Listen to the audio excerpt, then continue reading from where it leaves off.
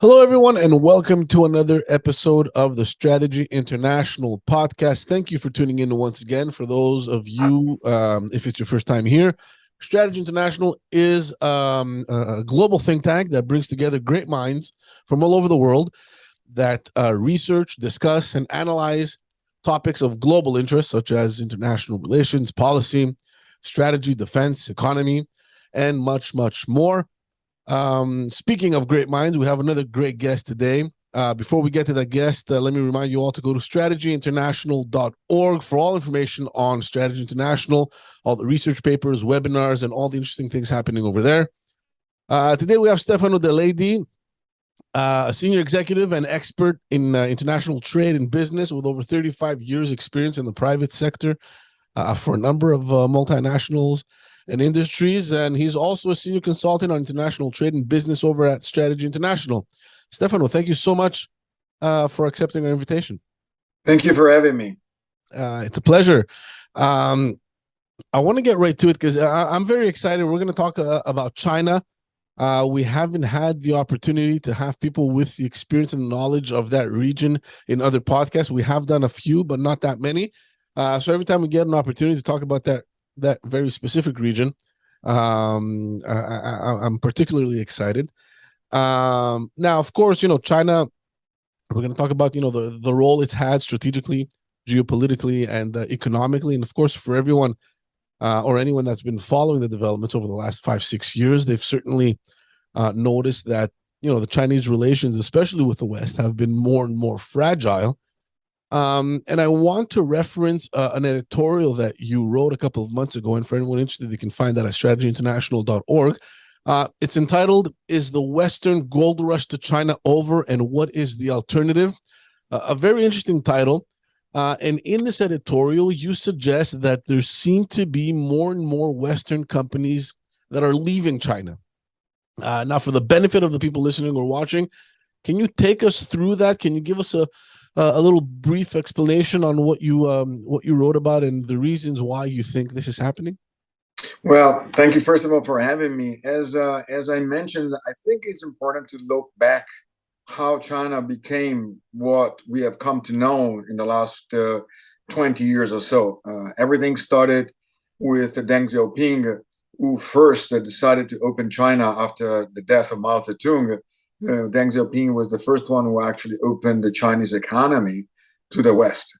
And it started happening in Shenzhen region, just north of Hong Kong, where he was originally from. So for almost 4 decades, China has enjoyed an incredible rush of Western company moving to the country and to the region.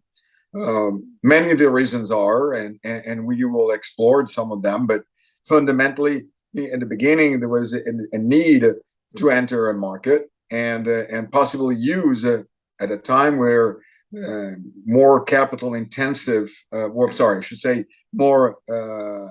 labor intensive activities were involved. Vis-a-vis, you had more workers doing single activities to manufacture a single product versus an automation process. So China offered an incredible opportunity, low cost of labor, massive productions of units that made it cost effective. And so this has gone on for almost 40 years, as I said.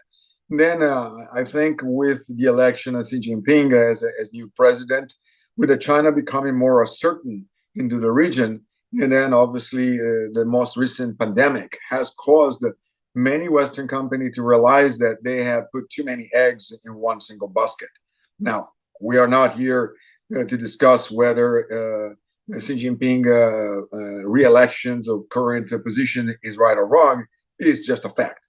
And that has led not only Western company to be concerned about relying to one single source of supply of goods, in services, but also has led many Chinese to consider relocating their operations.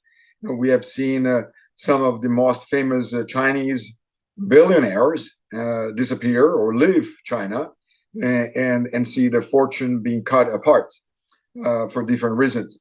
But yes, the trend is indeed true. There are a significant number of Western companies that, for different reasons, have decided to relocate their operations either back into the original continent, so North America or Europe, or some have decided to remain in the region and continue to service a market that is huge because China is 1.4 billion people. India has surpassed China in population, so we are looking to a global population of about 7 billion, and half of it they are just almost made by two countries. So they have relocated to countries like Vietnam that has signed agreements with, for example, with Europe for zero tariff, and other countries in the region will have offer sound alternative to China while remaining in the region. So yes, the trend is true. The trend is confirmed. That I have actually been asked by some companies to provide intelligence and risk analysis on the countries, and the trend is on less investments with so-called WOFE, a wholly owned foreign enterprise, into China, with more flexible and almost to the level of the beginning with joint venture, commercial, more commercial agreement than real capital investment into China. How generalized is this? Are we just seeing the beginning of this kind of move or this trend, or it's significant enough to start thinking that there's a general kind of approach to leaving China? I think it depends from the industry. There will be industry that will still invest in China and they will maintain a presence in China, especially in the EV, in the electric vehicle, because China is definitely the largest market in the world, and they're spearheading the market. So you will see some industry stay and perhaps continue investing. Volkswagen depends heavily on the Chinese market for their results, but you will see also other companies reconsidering the need to position their manufacturing and their sourcing elsewhere. For example, France had an issue with paracetamol, a basic element of a medication similar to aspirin, and the lack of availability. Most of the material comes out of either India or China. And the pandemic has shown us that we became over-dependent from some countries. So I think there will now be a complete exit. It will not be similar to a bank rush, but we'll definitely see a rethinking, strategic rethinking that has to do more with the fact of not having the supply chain damaged by whatever reason, that is a pandemic or geopolitical issues, more than the political. It's a consequence. So we have also to consider that as a cause of the pandemic, large number of vessels in the containers business were stopped, and the price of logistics skyrocket. So this has heavily impacted many companies that were sourcing from China. So it was not only the issue of factory in China getting stopped, but it was also the issue that if you were able to get the goods out of the factory, it would take forever to have them shipped, and the price of shipping went off the roof. I give you an example. I had investigated quotations for a container from Italy, from the port of Genoa to Baltimore in Maryland, in the United States. And before the pandemic, we were talking about $1,900 for a container, 40-foot container. And right in the middle of the pandemic, the price went to $10,500. So 10 times the price. Right. And this went all over the world. There were airlines and shipping lines that were making lots of money out of the shipping costs because there were less vessel available, and there was a rush to get things out because our supply chain was stopping. So I have been talking to companies in the automotive industry. They were heavily depending from components from China. They are completely rethinking their supply chain, and they started that not yesterday, but roughly 18 months ago. Right. Now, these countries in the South, in Southeast Asia that are benefiting from this transition, how prepared are they to satisfy the volumes required? I mean, what impact will this have for China, but also for the profitability of all these companies? I mean, in the long term, will they be able to sustain themselves? Well, yeah, I think so. And first of all, we have to realize that China started as a labor intensive and moved on into capital intensive, therefore having more equipment, machinery, and robotics. Because let's not forget that China is leading the robotic too in the manufacturing. You have a lot of automatizations. It's still a quite significant labor work, but you have more and more robotics because in China there is also an issue. A lot of young people don't want to spend hours in a production line assembling things. I was extremely lucky when I was in China myself. I had a very high retention level, but the average Western company in China had a retention where they saw rotations of their workforce of roughly 35 to 40% annually. So every year you had 35 to 40% of your workforce leaving you because people wanted more money or because they simply didn't want to endure long hours standing in assembly or manufacturing and bracing, welding components. So I think these other countries are grasping some of that business. They have a competitive pricing because the Chinese themselves have moved some of the manufacturing out of China into those countries. For example, I've met with a company that was working in sportswear and in swimming suits, beachwear, and they were Chinese, but they moved their manufacturing to Vietnam. So the products label made in Vietnam, but it's actually a Chinese company that is using the capital, or should I say, labor intensive activity out of the country. They offer attractive pricing, and they still have a door into get into China. So yeah, I think it is sustainable. Right. I want to talk a little bit about energy. Last year, you wrote another editorial, and again, for anyone interested, strategyinternational.org, on China's desperate need for energy and natural resources, and how that need could potentially create a shift in global alliances and essentially the balance of power. Several months later, and especially earlier this week, we all saw the Chinese president visit Russia, a visit that seems to have solidified even more their alliance, and through which an agreement was made to build a second pipeline to China. What does this alliance mean for the rest of the Western world and their position on the Russia-Ukraine war? Well, it's very interesting. The issue of natural resources, whether that's for energy or for living, because we are talking about gas and oil, but let's not forget there is another component that is crucial to human life is water. Mm-hmm. And they are definitely in high demand in China. And today were on Monday there was a visit of Xi Jinping in Moscow. This obviously to solidify under the umbrella of a peacekeeping, but there was no peace or peace initiative. But actually, we haven't seen any peace initiative coming out, any real solid, viable peace plan. So this was more a commercial agreement where China is a strong partner into this relationship where they're muscling and securing very low cost energy sources from Russia who can sell it now to the West. So I think the Chinese are, let's say, playing a very thin line between neutral and taking advantage of a desperate need of the Russian Federation to sell their resources and get money to run the country, if not the war. So what So message? I think it's definitely almost an abusive relationship, masked as a love affair, but it's in a relationship where China is getting out more than the Russia is getting out.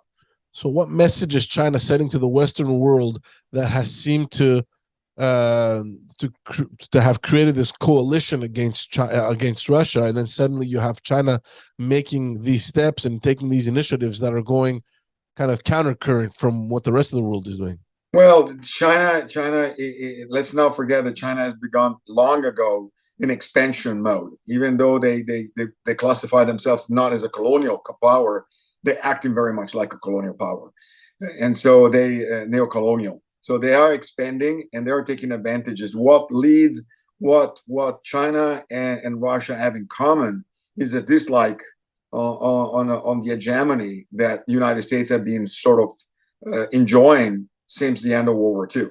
Mm-hmm. So they feel that they have a common enemy, and that's what unites them. And this is amazing enough. The work that was done by the administration, Nixon administrations, and the Secretary of State Eric Kissinger, to sort of drive a wedge between Russia and the Soviet Union and China is being completely reverted by the previous American administrations, and you have seen now more Russia and China coming together. But then again, let's not fool ourselves. It's not a complete love affair. It's a self-serving approach by China to secure energy and to secure support for its expansions. And we're seeing this in the Sea of China, in the South Sea of China. We see it how China is securing and diverting water from the Himalaya into the mainland China and drying the water that flows through the Himalaya into Nepal, into Myanmar, into Vietnam, Laos, and Cambodia, and ends into the sea through the Mekong Valley. So I think China is definitely moving toward protecting his own interest, like most country will normally do, but in the process is agitating and making a lot of country in the region very concerned. So obviously Myanmar is very close to China, mm-hmm. but Thailand and Vietnam are, and the Philippines and South Korea are definitely concerned, and Japan as well. So we are seeing a resurgence of those countries and their concern in the expansion that China is having. Let's not forget that China claims that South Seas of China is their own territorial water for both fishing as well as oil extraction in the sea, and this has caused issues in Vietnam, in the Philippines, in Indonesia, in Malaysia, because there is part of Malaysia that is also in that southern part of the Sea of China. So China is trying to secure the natural resources from Russia. It's trying to secure natural resources from the Middle East, from Africa, and natural resources in terms of water from the Himalaya, causing tensions in the Southeast Asia. I want to go back to what you're saying about the peace deal, and everyone pretty much was following that meeting. And yes, there were some suggestions that they would discuss about a peace accord between Russia and Ukraine. I agree with you. We didn't see anything come about. But do you think that China could potentially succeed where others have failed in negotiating a peace deal between Russia and Ukraine?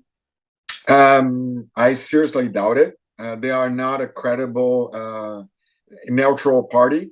They are financing by buying the oil from and gas from Russian federations. There have been reports out of custom clearance that weapons, assault rifles sold as hunting rifles have been sold, but they are a copy of American M4 systems and being sold to the Russian federations. So in order to be a peace or a peace broker, you have to be truly neutral, and China has not been able to show that. Traveling to the region and not going to Kiev and only stopping in Moscow stopped any credibility as a neutral party and a peace breaker. It's obvious that the ties are much closer with Russia, but what do you think that the Western world will make of this? Do you think they will resort to sanctions against China like they did with Russia, or is that too far-fetched? No, I think it's too early to talk about sanctions. I think there is obviously a concern that China is aligned more and more with the Russian Federations. But that said, let's not forget that China cannot substitute Western Europe and North America with Russia. The Russian population and Russian market cannot absorb the quantity of product that China is counting on exporting. So I think they're walking a very thin line, and in total in total analysis, I think when we are looking what China is doing, I think China is basically trying to test the depth of the water should they decide to do something in Taiwan. Interesting. Speaking of that, there seems to be quite an effort internationally for regional pressure towards China. We saw the Trans-Pacific Partnership coming into force in 2018. The Indo-Pacific Partnership announced back in 2022. Just a couple of weeks ago, we saw major announcements in the AUKUS agreement, where the UK and US presidents announced that they would provide Australia with nuclear submarines. From the Chinese perspective, how do you think this is perceived? Well, it's perceived as a containment. The question is why they're perceiving it as a containment, because there is an expansion.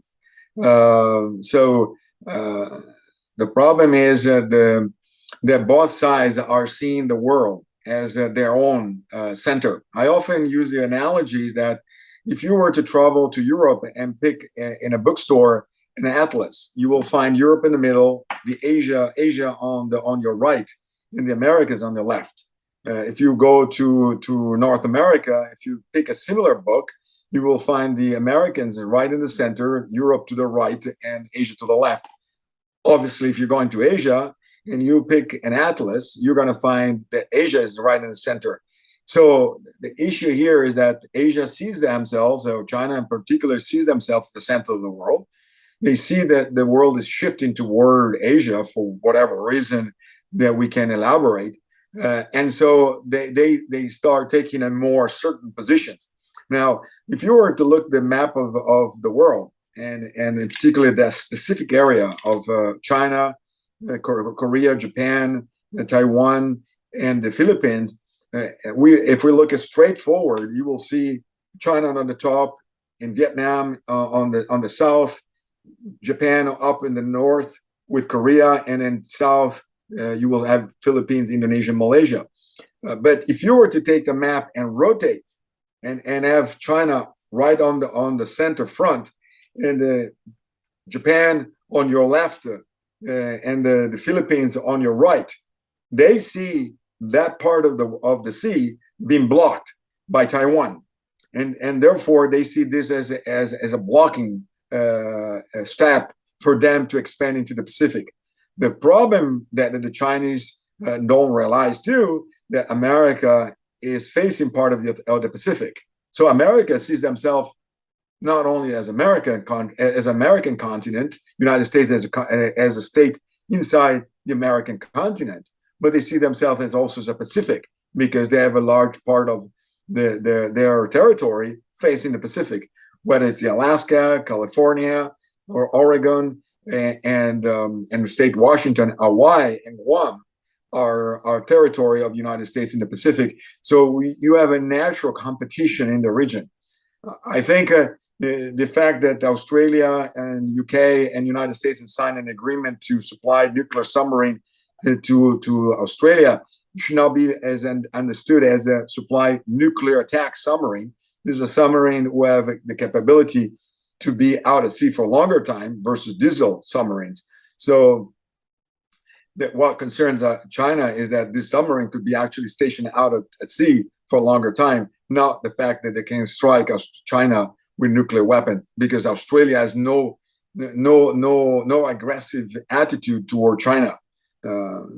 And that is to be definitely understood. So it's a geopolitical and vision of each one of these players, and how they see themselves in the Pacific, that is creating all this tension. The world has accepted that there is one China and two systems.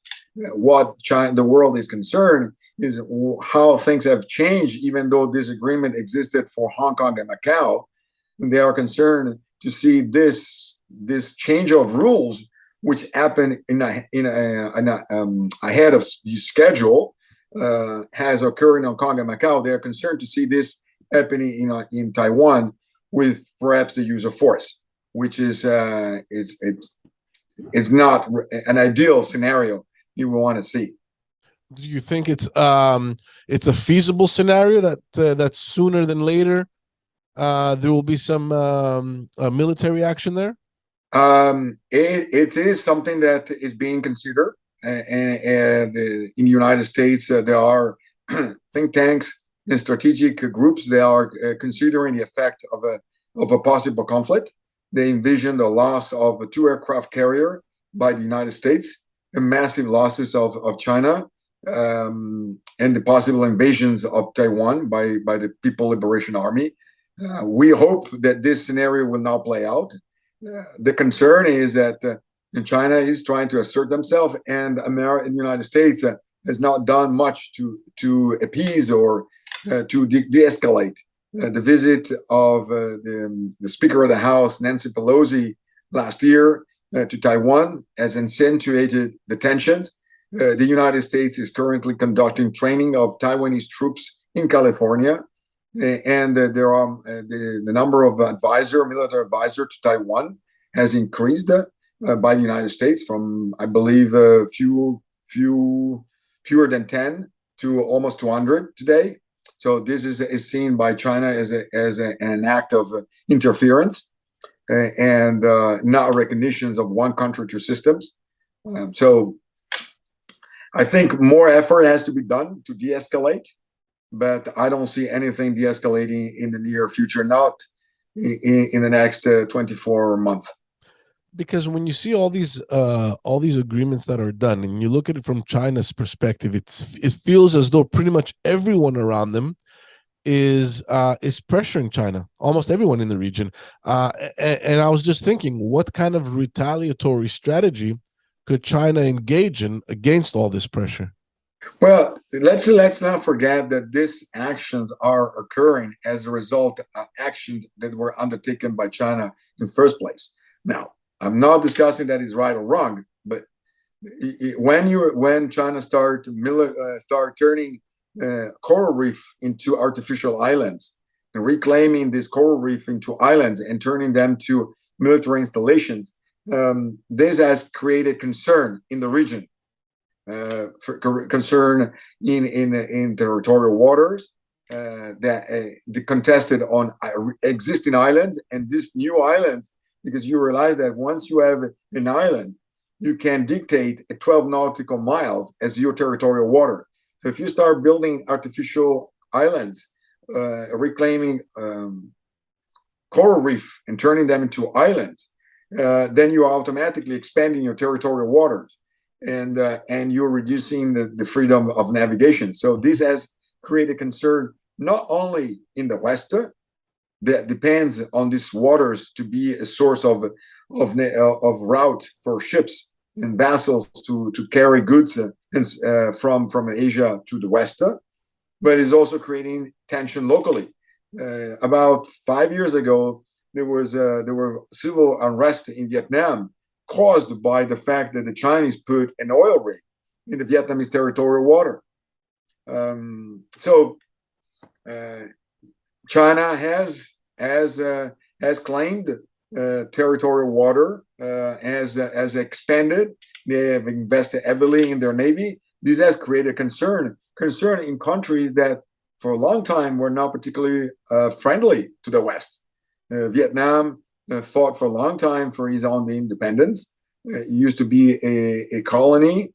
It was colonized originally by the Portuguese, and then it became a French colony. Then it became occupied territory during World War II by the Japanese. Was liberated and became again a colonial territory by the French. The French left after Dien Bien Phu. The American came in. So the relationship of a country like, for example, Vietnam was not particularly friendly toward the West.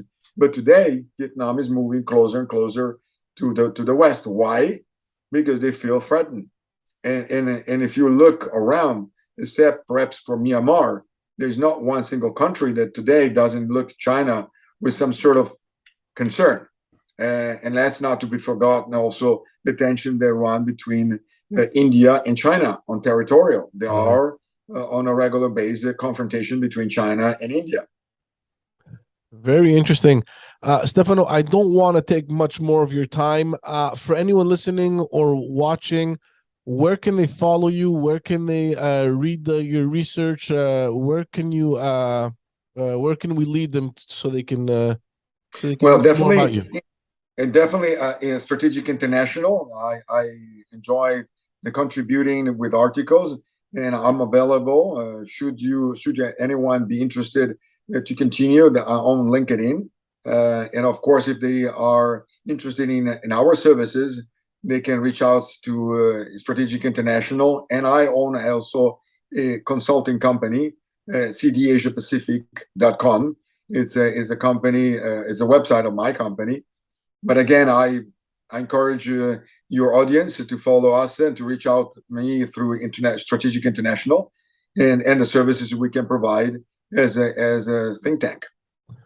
Thank you once again for doing this. I appreciate your time and the great knowledge that you've shared with all our viewers and listeners. Thank you, everyone, for tuning in. My pleasure. Thank you. We will see you all in the next episode. Thank you so much again, Stefano. Thank you.